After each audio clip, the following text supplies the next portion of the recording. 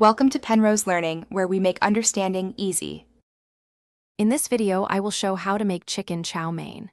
First, gather your fresh ingredients, including about 1 pound of boneless, skinless chicken, your favorite vegetables, and 8 ounces of chow mein noodles. Next, slice the chicken into thin, uniform pieces about 1/4 inch thick. Then, cook the chow mein noodles according to the package directions until they are perfectly al dente, then drain them well.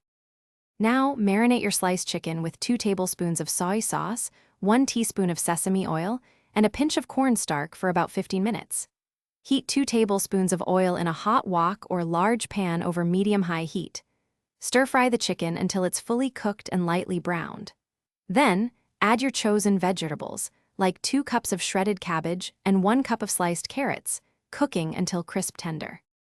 Next, let's make the delicious chow mein sauce. In a small bowl, whisk together 3 tablespoons of soy sauce, 2 tablespoons of oyster sauce, 1 teaspoon of sugar, and 1/4 cup of chicken broth.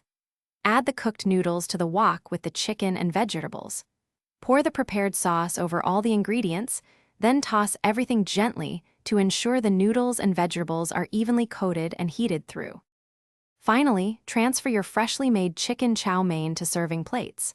Garnish generously with fresh green onions, sliced thinly, for a burst of color and flavor. Serve this delightful dish immediately while it's still hot to enjoy the perfect texture and savory taste. It's a fantastic meal for any day of the week. Don't forget to check the description for a link to a great e-reader and other fantastic deals.